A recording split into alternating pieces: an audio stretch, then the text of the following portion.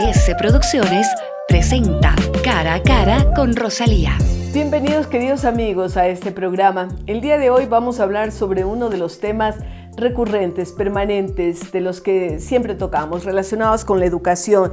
Y en esta oportunidad hablaremos sobre aprender con la naturaleza. Hablaremos sobre una propuesta educativa concreta, innovadora, que invita a descubrir cómo conectar el aprendizaje con los contextos locales, cómo volver a mirar el entorno como un aula viva y cómo educadores y estudiantes deben capacitarse permanentemente. Este enfoque parte y conecta ese aprendizaje con la sostenibilidad, el pensamiento crítico, la equidad y prepara a los estudiantes no solo para aprobar exámenes, sino también para transformar el mundo. Vean ustedes qué demandante y qué importante este sistema. Y para ello pues vamos a tener tres personas relacionadas con lo que significa ecoeducarte y vamos a empezar con Richard Knaff.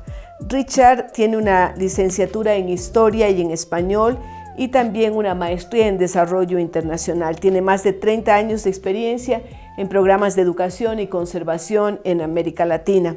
Bienvenido, Richard, a este programa. Gracias, Rosalía. Muchas gracias. Qué gusto. Justamente el día de hoy habíamos conversado, nos conocimos y hablábamos sobre cómo desde el lado de la conservación, porque usted trabajó con instituciones de conservación en Galápagos y en diferentes lugares, cómo desde allí arranca una propuesta educativa. Cuéntenos un poquito de esto. Sí, pues yo no me gustó mucho mi educación básica, ¿ok? La que tuvo. Sí, que tuve en los Estados Unidos en una escuela pública, una educación bastante tradicional, y fue hasta tuve la oportunidad de participar en la transformación de una escuela en Honduras, una escuela pública típica, con expertos en este tema, que llegué a conocer otro tipo de educación que yo no sabía que existía.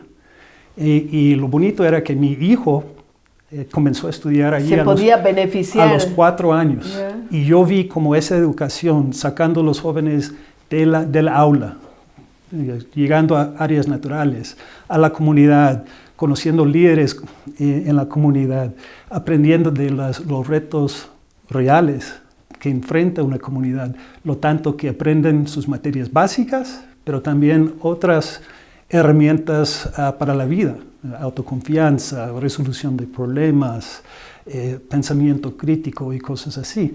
Entonces, después de esa experiencia, trabajando en Galápagos, comenzamos a pensar cómo podríamos replicar esa experiencia de una escuela, una sola escuela en todas las 20 escuelas en Galápagos. De ahí comenzó un programa, un proceso, trabajando muy de cerca con el Ministerio de Educación y organizaciones locales en Galápagos para hacer precisamente eso.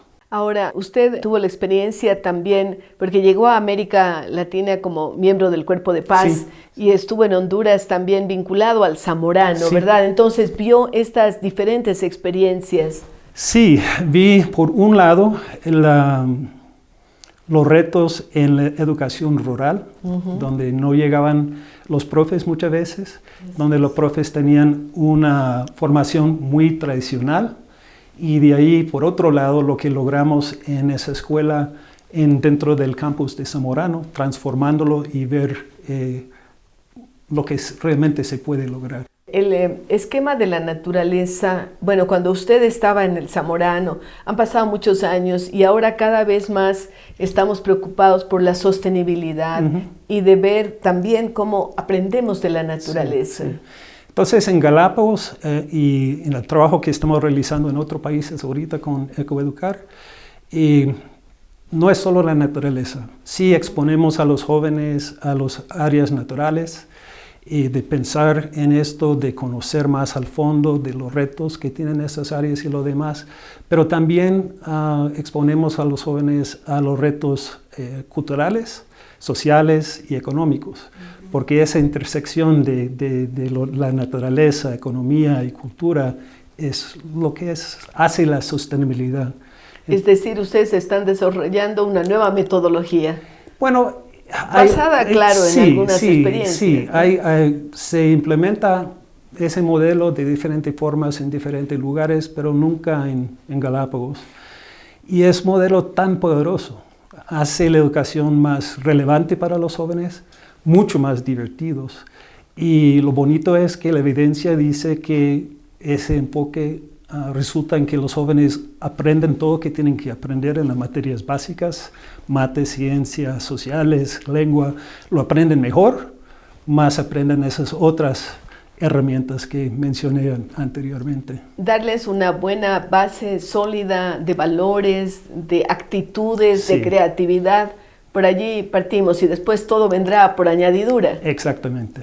Ahora, ¿ustedes están trabajando hace cuánto tiempo en Galápagos? Bueno, yo con las dos otras personas que van a entrevistar, llevamos 10 años trabajando. Ya. Comenzando ¿Y han con- notado ya un cambio?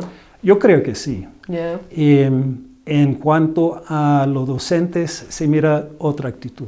¿Okay? Realmente Porque ustedes ponen mucho énfasis en capacitación permanente a los docentes. permanente. Durante muchos años era más de 100 horas cada año para cada Bastante, docente, ya. desde preescolar hasta finales de bachillerato en todas las materias. Y en adición a la capacitación, ofrecimos acompañamiento. ¿Okay? Entonces, coaches o líderes pedagógicos llegan al aula para observar los procesos, la forma que enseña un docente. Después se reúne con esos docentes para darles retroalimentación y escuchar del docente cómo sentía en la clase y de ahí trabajar en mejoras. Entonces es un modelo bastante intensivo y sí.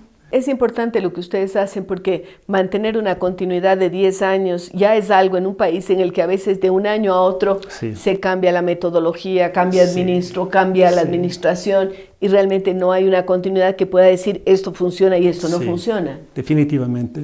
Y parte de nuestro modelo que va a explicar Jenny es identificar una organización local que sea el campeón a largo plazo. ¿Okay? Ya. No importa quién está en el ministerio, no importa la política, y hay muchas ONGs que tienen interés en educación, después no lo tienen, pero una organización que se va a dedicarse a esto a largo plazo. Eso es clave.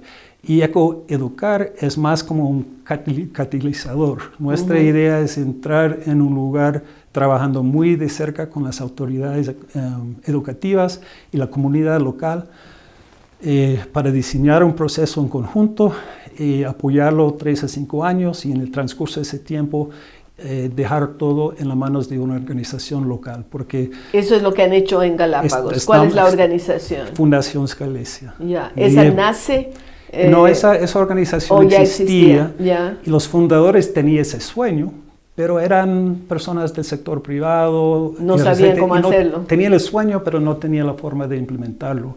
Entonces, la idea es poner esto en práctica ahorita. Y en Chile, donde estamos trabajando también, desde el primer día, estamos viendo las organizaciones locales que pueden tomar ese papel. Porque esas cosas tienen que nacer clave, localmente y tienen que, sí, ser sostenidos localmente. El modelo de Galápagos está sirviendo de inspiración para lo que hacen en Chile. Sí, de todo, desde lo que nosotros llamamos la fase escucha, ese diagnóstico participativo, al más o menos los formatos de capacitaciones, sí. Pero sabemos que no se puede tomar un modelo y simplemente implementarlo en otro lado, pero los principios son iguales.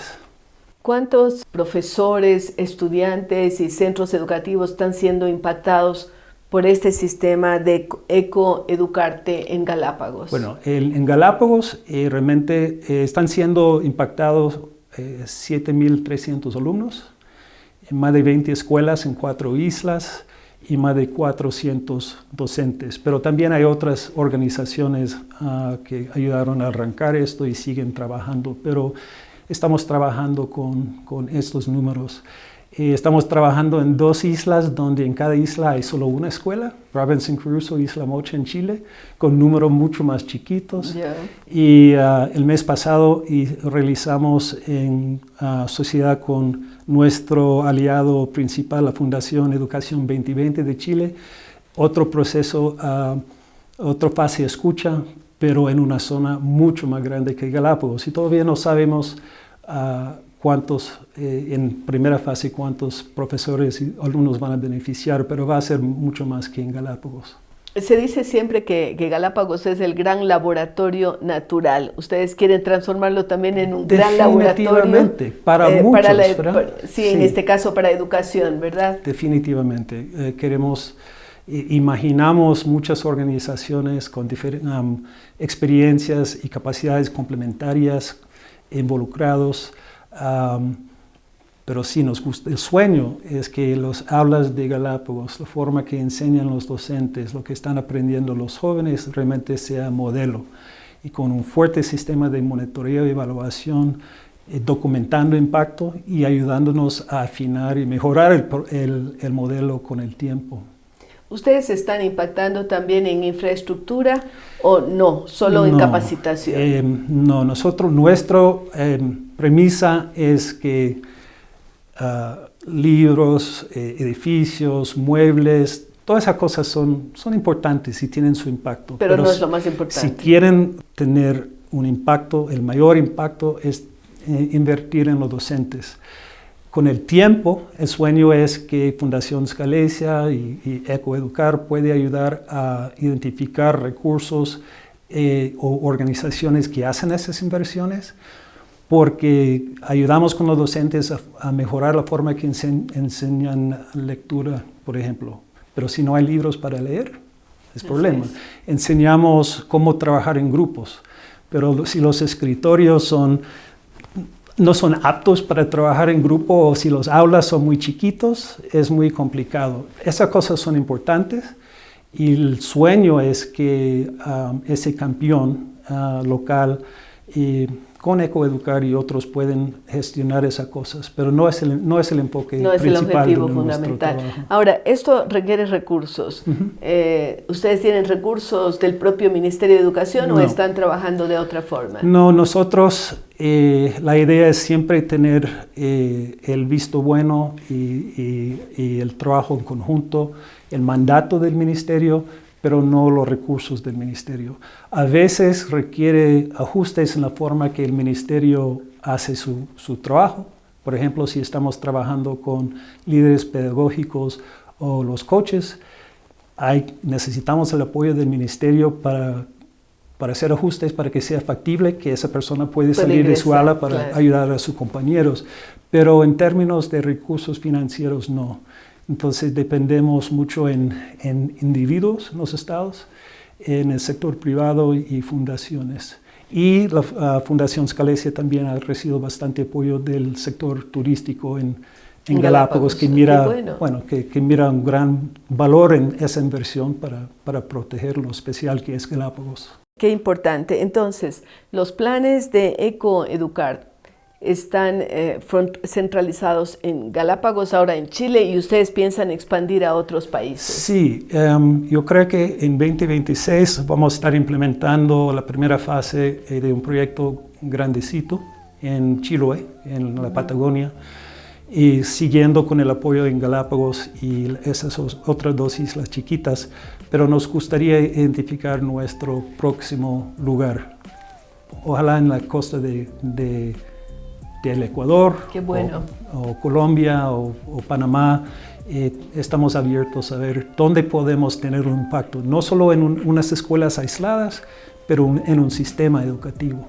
Generar algo que pueda expandirse después. Y sostenerse después. Sí. Richard, gracias por lo que hace por el Ecuador. Me parece fantástico y hemos aprendido el día de hoy cómo una semilla plantada por alguien puede crecer y multiplicarse. Queremos agradecer por estar con nosotros y, queridos amigos, regresamos luego de una pausa.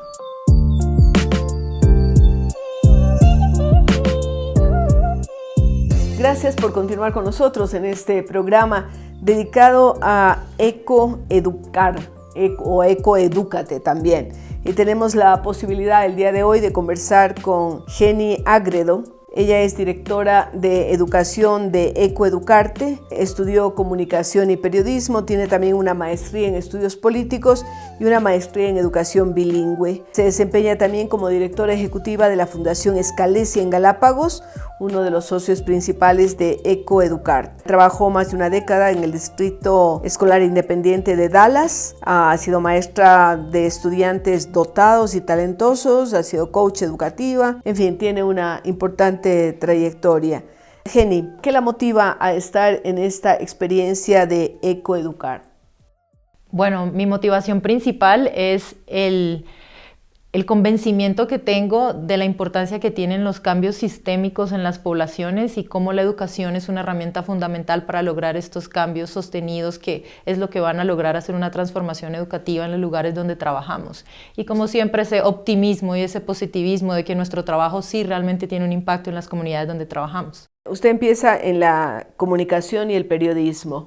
Es interesante porque hay muchos comunicadores que no se ven a sí mismos como educadores, pero yo creo que siempre el comunicador de una u otra forma está educando o mal educando también, ¿verdad? Y es interesante que menciones eso porque muchas de mis compañeras ahora somos educadoras en diferentes contextos, en diferentes países, en diferentes organizaciones, pero sí es cierto, la comunicación tiene bastante de que si quieres llegar a tu público, a tu audiencia, tienes que tener ese espíritu de educador a la misma vez. Jenny es colombiana. ¿Cómo llega a Galápagos a interesarse en estas iniciativas? Bueno, principalmente cuando me conecté con Galápagos estaba haciendo mi maestría en educación en Estados Unidos y a través de la red de profesores en la universidad en la que yo estudiaba, eran asesores de este proyecto. Varios de ellos fueron personas de las que empezaron este proceso en Galápagos y siempre pues como con esa intención y potencial de estar identificando educadores que pudieran aportar, y ahí fue como me conecté al proyecto y llegué a Galápagos y empecé desde el 2017 y he tenido una variedad de roles desde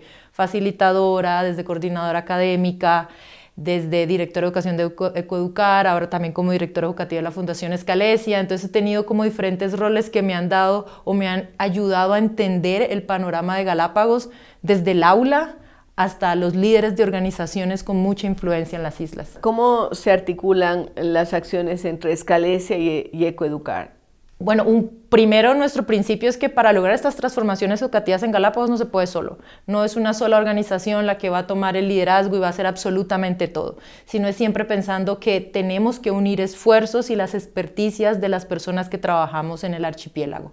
Entonces, teniendo en mente esto, Ecoeducar siempre ha considerado necesitamos que la población local sea quien se empodere de estos procesos para además que sean sostenibles, porque ¿qué pasa en el momento en que Ecoeducar decida, ya no seguimos más en Galápagos sino en otro territorio? Tiene que la capacidad local estar sostenida y ser lo suficientemente fuerte para seguir los procesos. Y ahí es cuando entra la Fundación Scalesia y como les contaba Richard, la Fundación Scalesia nació como un sueño de los padres y las familias de los galapagueños que querían una mejor educación o una educación de calidad en el archipiélago y tiene diferentes proyectos. Uno de ellos es una unidad educativa, que es la Unidad Educativa Tomás de Berlanga, y otro proyecto, una iniciativa que empezó... ¿Esta funciona dónde? En Santa Cruz, en Puerto Ayora. El descubridor de las Galápagos, ¿no?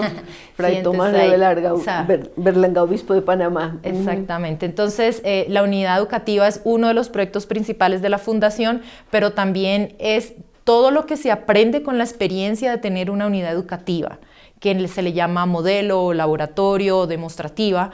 La idea es que sea esta unidad educativa como un faro o quien lidere estos procesos de transformación, quien innove, ya siendo una organización privada, tiene la facilidad o la flexibilidad de poder innovar y tener cosas que tal vez sean un poco más complejas, llevarlas al sector público, pero todas estas buenas prácticas, aplicarlas, implementarlas y de ahí ver qué funciona y cómo se puede replicar en el sistema público y ya tener un impacto provincial. Entonces ese fue el siguiente paso para la Fundación Scalesia y es lo que he empezado a hacer desde el 2016 en colaboración con otras organizaciones y ahí irse fortaleciendo tanto en capacidad técnica también como en capacidad de recaudar fondos, de lograr las articulaciones de otras organizaciones como Ecoeducar y otras organizaciones sin ánimo de lucro y hasta gubernamentales que están en el archipiélago.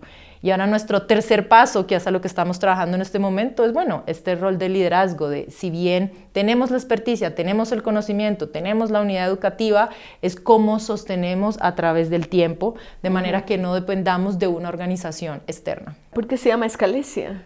Por la escalesia, la planta o el árbol o arbusto endémico que hay en Galápagos. ¿Y cómo sienten ustedes la receptividad de la gente? Porque claro, esto empieza con un grupo de padres de familia, así como Ecoeducar comienza con Richard, que se motiva para crear esta organización. ¿Cómo sientes el impacto en la sociedad y la acogida de padres de familia y por supuesto niños y jóvenes?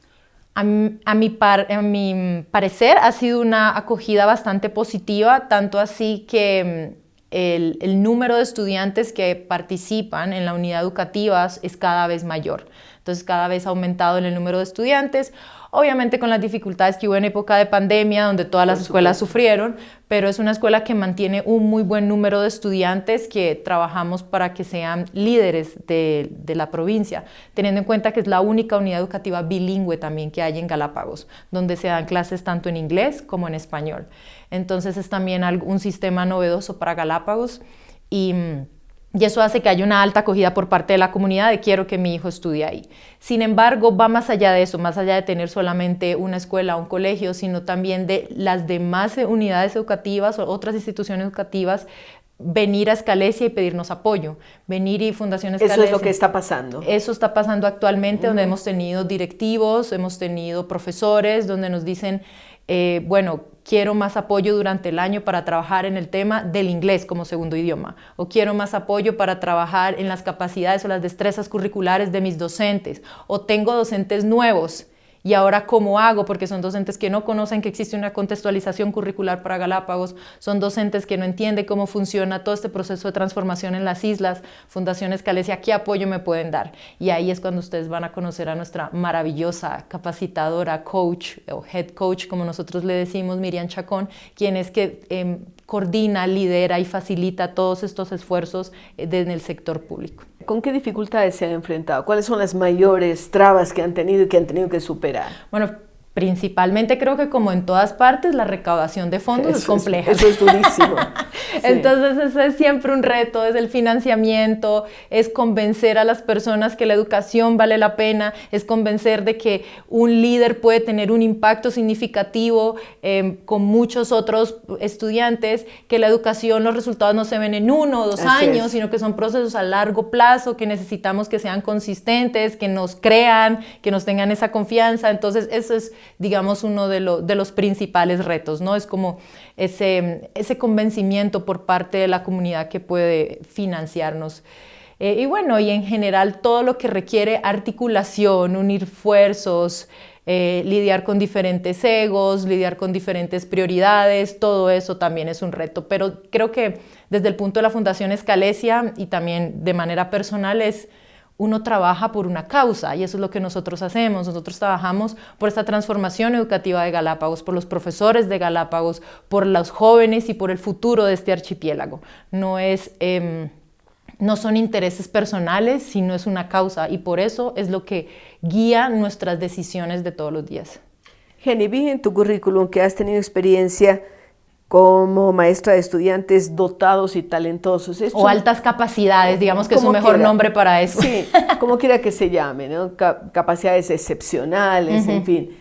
Aquí en el Ecuador prácticamente no se trata este tema. Yo tuve mucho contacto justamente en Colombia con los hermanos Subiría, que han trabajado en el Instituto Merani, etcétera, con chicos súper calificados, diríamos así. ¿Algo de esto estás haciendo en Galápagos? ¿Se está tomando en cuenta a esos niños? Porque también hay, por supuesto, los niños con capacidades más limitadas, que también existe este tema en Galápagos. Claro. ¿Cómo enfocar esas otras áreas?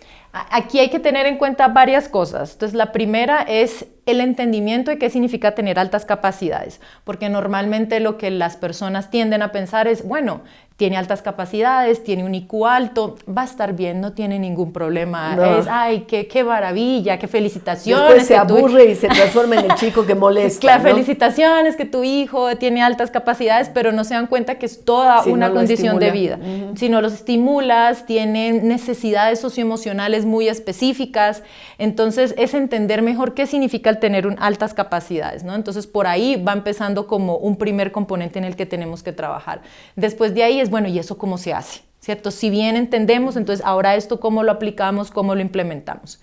Y el reto, lo que tú dices, hay estudiantes con necesidades educativas especiales o específicas, entonces esta es la prioridad financieramente, entonces bueno, tal vez lo de las altas capacidades dejémoslo para después. Porque no se siente como porque emergente. Van a estar bien, claro. ¿cierto? Porque es como la percepción que existe. Entonces, primero es romper esa barrera de que así es como hay estudiantes con necesidades educativas específicas, especiales, estos niños con altas capacidades también necesitan recibir intervención y también necesitan recibir apoyo. Entonces, es parte del proyecto de la Unidad Educativa Tomás de Berlanga en cómo empezar a implementar este tema en Galápagos. Entonces, ahí primero va el tema de la diferenciación de la educación, ¿no? Entonces, bueno, ¿cómo trabajamos con los profesores para que estén capacitados para trabajar con estudiantes a diferentes niveles? ¿Qué hago con el que se me queda un poco atrás, pero también qué hago con el que me termina en 5 minutos? Entonces, parte de todo el proceso de capacitación que hacemos, que entiendan cómo diferenciar la educación en los diferentes niveles que tengo en el aula, que eso puede significar grupos pequeños, puede significar trabajar uno en uno, puede significar trabajo autoguiado. Entonces, bueno, es todo un tema que hay que trabajar con los profes en capacitación docente. Y con la Unidad Educativa Tomás de Berlanga es parte del proyecto que tenemos. En este momento nosotros somos tal vez de las pocas unidades educativas en Galápagos que tiene un educador enfocado en necesidades educativas especiales, y nuestro siguiente paso va a ser precisamente eso. Precisamente por mis antecedentes y mi background entiendo la importancia de hacerlo. Entonces, parte de nuestro proyecto de trabajar con los estudiantes que tienen altas capacidades, que muchos de ellos tienen el potencial de convertirse en los líderes del futuro. Entonces, ¿qué en los tipo inventores, en los científicos, en las personas que van a estar en liderazgo político también? Entonces Así es como sí. qué tipo de personas queremos que este mundo también tenga en un futuro. ¿Cómo hacer mentoring para profesores de otros lados que no sean solamente Galápagos aquí en Ecuador? ¿En otros lados te refieres como a otros países? No, aquí en Ecuador. Aquí en Ecuador, en otras regiones del Ecuador. Bueno, hay muchas formas de utilizar la tecnología, ¿no? Creo que la tecnología es una de las formas en que podemos tratar de conectar profesores de Galápagos con profesores de otra región, y es aprovechar esa experticia que se ha ido forjando y trabajando en Galápagos. Estamos hablando de proceso de 10 años, es decir, que tenemos profesores que están en un nivel bastante fuerte, que pudieran muy fácilmente convertirse en mentores para profesores dentro del Ecuador o de la parte continental, lo cual pudiera servir como: yo sé por lo que usted está pasando porque yo lo he pasado. Entonces, este tipo de cosas se puede hacer. Entonces, yo creo que la tecnología puede ser una herramienta importante. Identificar dónde podemos realmente hacer un impacto, porque no es solamente coger el mapa y decido aquí voy, sino es dónde hay la apertura de la comunidad para que nosotros empecemos a trabajar, dónde está la comunidad lo suficientemente comprometida y diga sí quiero el apoyo, sí quiero la intervención y estoy dispuesta a hacer la inversión que se necesita. Un tema último, el tema de la violencia que está azotando tanto el Ecuador. En Galápagos entendemos que es menos, pero que no está al margen también. ¿Cómo desde el sistema educativo se puede trabajar para evitar que los niños y los jóvenes sean tentados por las mafias, por el crimen organizado?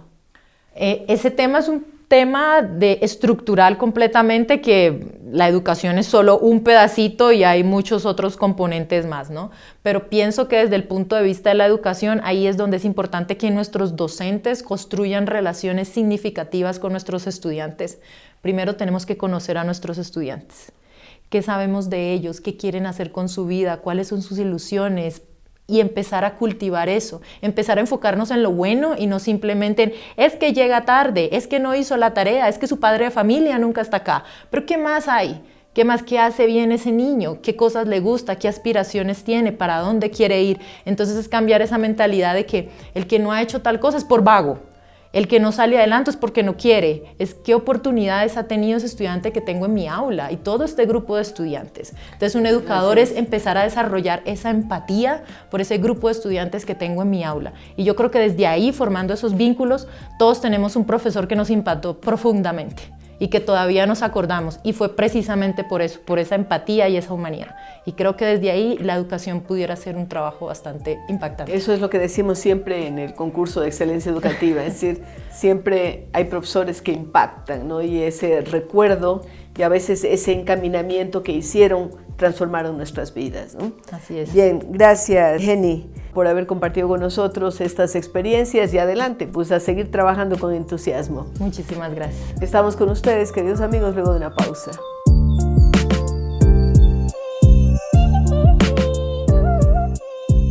Hemos hablado de la creación de esta iniciativa Ecoeducar y también de lo que vienen haciendo en Galápagos y en otros países. Pero queremos hablar ahora con Miriam Chacón, directora de coaching y facilitadora de capacitación de Ecoeducarte. Tiene una licenciatura en Ciencias de la Educación, una maestría en Educación y otra maestría en Innovación Educativa. Ha coordinado el programa de educación para la sostenibilidad en Galápagos. Ha estado trabajando también durante varios años con Ecoeducarte y por supuesto tiene una amplia experiencia. Gracias Miriam por estar con nosotros y empiécenos contando qué es lo que le motivó a hacer la carrera de educación. Bueno, principalmente yo vengo de madre educadora y familia de educadores. Ya, eso es una gran motivación. Es una gran motivación. Y siempre cuando uno tiene familia, hijos, empieza a notar ciertas cosas que son importantes transmitirlas no solamente a nuestra familia, ¿no? Sino a todos los demás que están a nuestro alrededor. Creo que uno se va empoderando de las necesidades de cada situación particular y las quiere colaborar. Y bueno, empecé, siempre digo, me metí por la ventana en la educación. Yo comencé estudiando ciencias, realmente yo egresé como oceanógrafa, pero luego me llamaron a implementar un modelo bellísimo en un colegio particular que empezaba el área de lo que llamábamos secundaria en aquel momento y me quedé enganchada para todo el resto de mis días porque el adolescente me atrapó. Qué lindo. Ahora, Miriam, de esta motivación esencial que le hace trabajar con jóvenes sobre todo, viene el tema del coach. El coach no es una figura que estaba acostumbrada uno a ver en el sistema educativo. Tal vez se podía hablar de un cierto mentor, de tutor, qué sé yo, pero ¿qué de diferente tiene la figura del coach de la que se habla ahora? Lo que sucede principalmente es que mi experiencia nació del coach porque en este proyecto particular en el que yo comencé, justamente esa era una de las situaciones que ellos asumían, era el coach en el aula con equipos especializados. Entonces empecé a vivir ese tipo de procesos y luego los trasladé a los nuevos proyectos en los que estuve trabajando. Acompañar en el aula a un docente no solamente significa dar instrucciones, ese no es el fundamento del proceso, es acompañarlo justamente. La palabra acompañamiento tiene que ver con el vivir su experiencia y aprender los dos de lo que estamos viendo. O sea, hay situaciones, es ver cómo los estudiantes están aprendiendo y cómo van asumiendo su desarrollo, tanto intelectual como socioemocional. Ir poniendo estas estrategias que nos van a ayudar a impulsarlo a seguir en un siguiente nivel y en un siguiente nivel. Entonces, el objetivo principal siempre es el estudiante, pero tenemos que atravesar por el docente, porque es el docente el que tiene que estar consciente de que al mejorar su práctica va a conseguir mejores resultados. Y mejorar su práctica viéndola de manera objetiva y de manera que le permita siempre, pensando en el estudiante, hacerlo crecer. Ahora, en este trabajo de coach, ¿trabaja más con estudiantes o con maestros? Nosotros trabajamos con maestros. Yeah. El trabajo es con maestros, pero siempre mirando el potencial del estudiante. O sea, cuando yo implemento una estrategia como docente, ¿cómo voy a impactar en mis estudiantes? Siempre una de las cosas que comúnmente comentamos es ver el rostro del niño cuando realmente ha comprendido algo. Da una satisfacción enorme en el aula, porque el docente se da cuenta cuando implementa una estrategia determinada que le hemos conversado previamente o que le hemos analizado, la mejoramos y la replanificamos y empieza a haber cambios en la actitud de los estudiantes y esta mirada de comprendí le da una satisfacción enorme al docente y lo impulsa a seguir adelante y a generar cambios. Ahora, hay una pata que hemos dejado de lado en estas conversaciones y son los padres de familia. Una educación realmente de calidad y que apunte a soluciones tiene que tener por un lado a los padres de familia, que son los primeros socializadores de los niños, y los maestros. A veces aparecen como divorciados, ¿no? Los padres de familia dejan en la escuela y allá que ellos se resuelvan. Hay muchas formas de llegar al padre de familia y muchas... es importante que la institución educativa tenga muchas estrategias para llegar a ellos. Pero desde la docencia creo que la metodología apoya en muchos sentidos a vincular al padre de familia en la formación del niño. Estas metodologías activas nuevas que siempre proponemos, el aprendizaje basado en proyectos, basado en retos, el aprendizaje y servicio, que inclusive en Galápagos se hacen de manera conjunta. El equipo de la institución y del subnivel se reúne a planificar un proyecto, un reto. O sea, las situaciones no son aisladas y tienen preguntas, guías y objetivos comunes, apuntan a productos finales específicos donde el padre colabora, porque el padre es parte del proceso, porque hay ciertas actividades que los involucran para que el proyecto tenga feliz término. Entonces, de alguna manera, el padre, al sentirse vinculado, se siente orgulloso de los avances y de que él puede hacer algo dentro del aula también. Cuando yo hablo de dentro del aula no significa estar entre cuatro paredes, no estamos hablando del aula pedagógica, que puede ser el entorno, que puede ser un padre de familia que tiene una experticia determinada y que lo podemos traer o lo acompañamos en la pesca, en la panadería, no sé, en diferentes actividades que pueden tener, ¿no? Entonces, al involucrarse, el padre se siente orgulloso y eso ayuda y potencia la relación. Y eso lo están haciendo. Se está haciendo, esto potencia la relación. Sí. Incluso con los turistas, hay proyectos que han sido orientados a los turistas y los chicos van al aeropuerto y reciben a los turistas y le muestran ciertos bailes, la cultura local, lo que se trabaja. Es importante esto. Ahora, con el trabajo que hacen ustedes como coach, coordinado por supuesto y tienen autorización del Ministerio de Educación, ¿lo realizan más con maestros privados o con maestros de educación pública? El proyecto para el que yo trabajé desde el principio, que estamos hablando, ahora estoy con Ecoeducar y Fundación Escalesia, se han unido y yo en este proyecto estoy interviniendo. Pero siempre desde el principio hemos trabajado público y privado, con todas las instituciones educativas de Galápagos, todas participan. Y también hay algunas fiscomisionales, me imagino. Fiscomisionales, ¿no? Sí. Es un mandato del Ministerio de Educación, por eso siempre es poner en práctica los objetivos del Ministerio de Educación y ayudar a aterrizarlos en el territorio, en este caso, que es Galápagos, pero logrando mejores prácticas de lo que ir mejorando el proceso, ¿no? ¿Cómo siente que el cambio se va dando? En mis estudiantes, digo yo, los digo míos porque los veo en el aula todos los días, aunque no estén, no sea yo la maestra de ellos. Pero se ven las exposiciones, se ven los productos finales, las cosas que van produciendo, las exposiciones que van haciendo, el empoderamiento del territorio, el cuidado de la naturaleza, esto de que le dicen al turista, oiga, no bote la basura, oiga, recoja acá, oiga, a 2 metros del animal, no se acerque más. Ellos están pendientes de lo que pasa alrededor.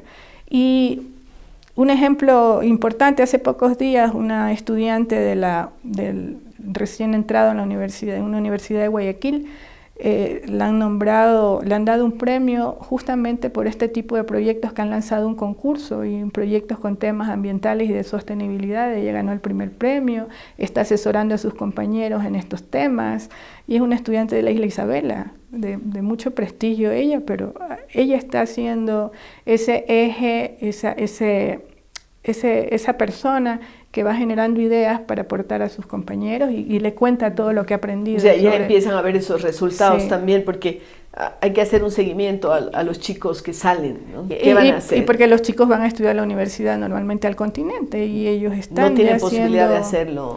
Online algo está hacer, haciendo, ¿no? Online, sí, hay estudiantes online, pero en este caso es un estudiante que... ¿Y los chicos que salen a estudiar a la universidad generalmente regresan a Galápagos o ya se quedan en el continente? Hay un porcentaje que regresa y otro que se queda en el continente, pero lo que es importante que siguen siendo gestores de cambio. Ellos siguen empoderados de las realidades y las cosas que ven en el continente les llaman la atención.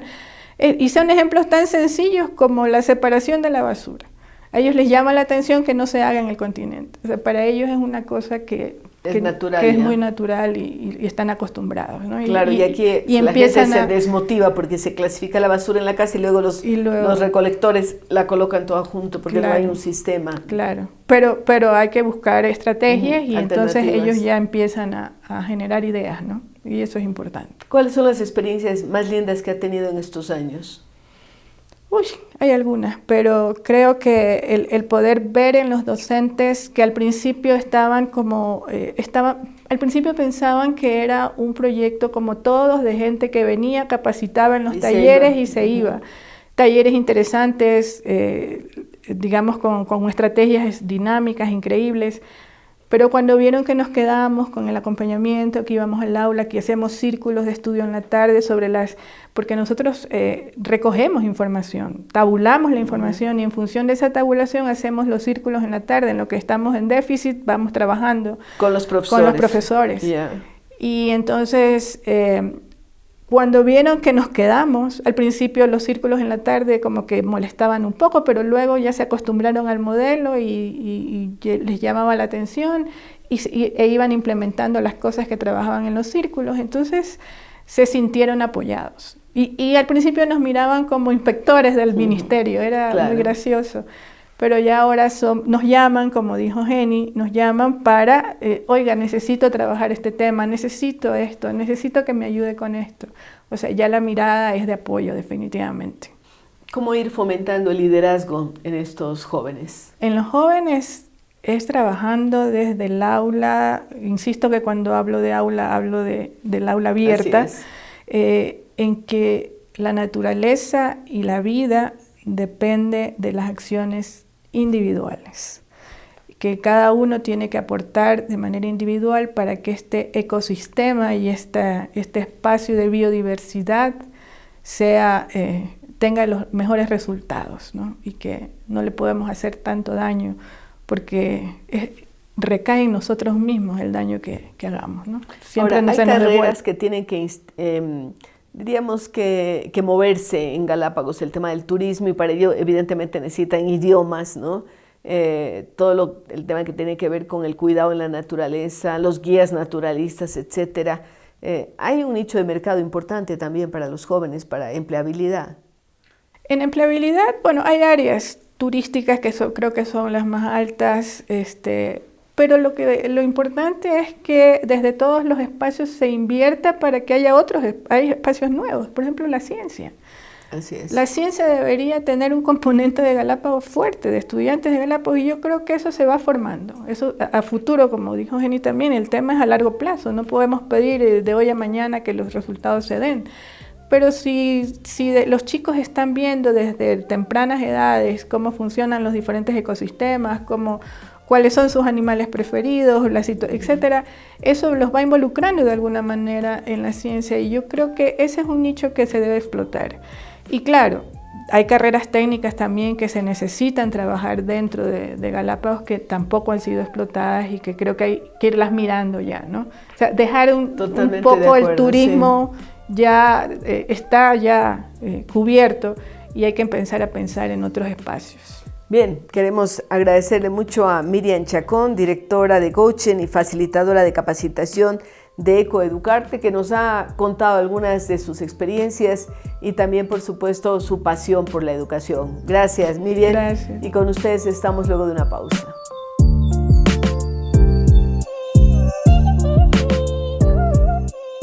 Qué importante es conocer sobre iniciativas tan innovadoras como esta que tiene relación con la naturaleza y hablamos de Ecoeducarte como algo que está ya teniendo frutos en las Galápagos. Y por ahora veremos algo interesante en nuestro segmento cultural.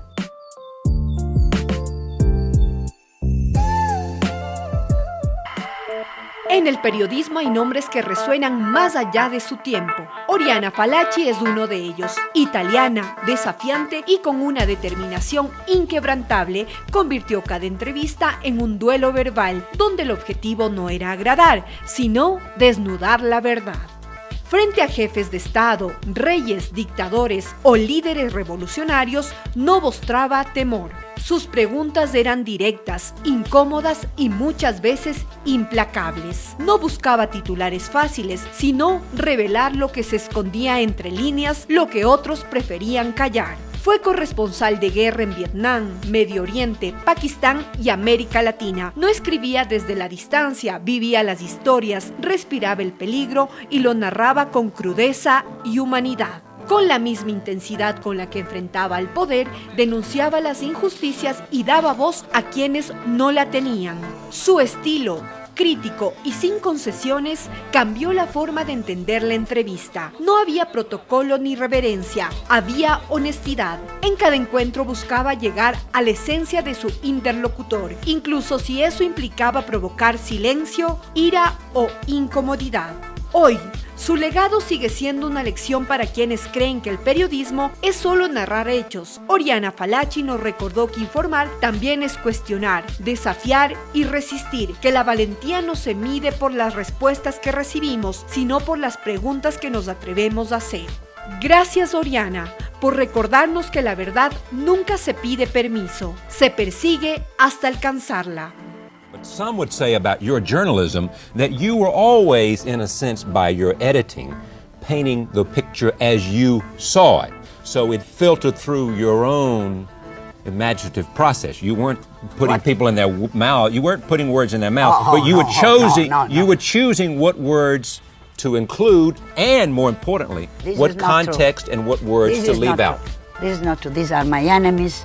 Saying, people like me have a lot of friends, a lot of enemies. No. It has been misinterpreted. No, I would never. The proof is that, in fact, my interviews were very long, and I had to fight each time with the newspapers to which I gave them to run them completely, and they were so long because I did not want to cut what was said. Because if you cut a phrase, or if you cut a concept, you give it distortedly. Of course, if I go to interview Khomeini, I don't go as the best of friends of Khomeini. I'm kind of, I'm ready for the worst. If I go to see Gaddafi, yes, I go as an enemy. Oh, yes.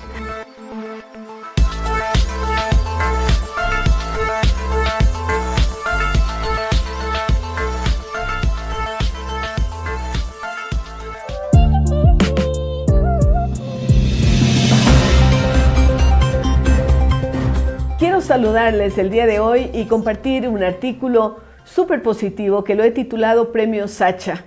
La preocupación por el clima, por lo que pasa con el ambiente, por las consecuencias del cambio climático, ya no es solamente una cuestión de expertos, es algo que nos atañe a todos los seres humanos. Por ello es absolutamente válido lo que propone a través de los denominados Premios Sacha, una iniciativa liderada por Juan Carlos Palacios, presidente del grupo promotor, y por un grupo de personas que secundan esta iniciativa, que tiene como objetivo premiar acciones por el clima, motivar a las personas a hacer las cosas de manera diferente, con propósito, no dejando a los otros las responsabilidades, sino asumiéndolas desde las diferentes aristas, desde los diferentes espacios en los que nos desenvolvemos. Hacer las cosas conscientemente, pensar en el impacto y la huella que dejamos, es parte de lo que proponen quienes convocan a los premios Sacha, que va más allá de una convocatoria que se relaciona con el accionar físico de las personas y tiene aspectos éticos relevantes de compromiso personal y colectivo de quienes participan, pero en los que se premia a quienes realizan acciones concretas que van a generar ese impacto positivo. Una sexta edición de los premios Sacha tienen que ver con temas diversos como la inteligencia artificial aplicada al medio ambiente, la eficiencia energética y arquitectura sostenible, la conservación basada en la naturaleza, la innovación financiera para la acción climática. Desde luego, en anteriores ediciones ya se ha premiado buenas prácticas forestales, a la adopción de árboles, arquitectura sostenible, producción de agua, de transición ecológica, de género, debiendo relevar además que si bien estas convocatorias nacen en Ecuador, son reconocidas en otros países que están también motivados a participar y lo hacen con entusiasmo. Lo novedoso de esta convocatoria es que la acción climática a la que se convoca, sobre todo a los jóvenes, tiene que ver con la utilización de la tecnología, con el objetivo de vincular lo que la ciencia hace para de alguna manera disminuir esa enorme brecha que existe entre países desarrollados y los menos desarrollados.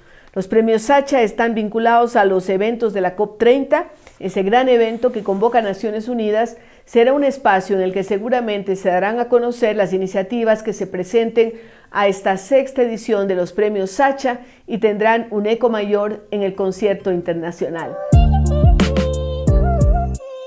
Aprender de la naturaleza es como volver al origen del conocimiento, pero también, según nos lo han explicado nuestros invitados, estamos hablando de entender mejor al entorno, a la sociedad, de la que también podemos aprender. Queremos, por lo tanto, decir que nos ha dado enorme satisfacción el conversar con expertos en el área educativa. Queremos, por otro lado, reiterarles la invitación para que puedan participar los días 14 y 15 de octubre en nuestra Feria Educomunidad 2025 y además a la premiación del concurso de excelencia educativa número 17 a nivel nacional y número 12 a nivel iberoamericano, que se realizará en el Centro de Convenciones Metropolitano, en el Parque Bicentenario de la ciudad de Quito. Recuerden que el ingreso es absolutamente gratuito, tendremos la feria, pero también una serie de conferencias de panelistas. Recuerden que tenemos nuestro segmento El Club de las Abuelas, estamos esperando sus historias. Y también recordarles que estamos en redes sociales, en YouTube, en Instagram, en Facebook Live. Queremos despedir nuestro programa con un poema de Jorge Guillén, poeta español perteneciente a la generación del 27. Destacó por su estilo depurado y preciso, con un enfoque en la forma y la búsqueda de la armonía con el mundo. El poema que les traemos hoy se titula Río. Qué serena va el agua, silencios unifica, espadas de cristal a la deriva esquivan, lenta espera sus filos, el mar la necesita, pero un frescor errante por el río extravía voces enamoradas, piden, juran, recitan, pulso de la corriente, cómo late, delira. Bajo las aguas, cielos íntimos se deslizan, la corola del aire profundo se ilumina, van más enamoradas las voces, van, ansían. Yo quisiera, todo el río suspira. Gracias por escucharnos y hasta la próxima semana.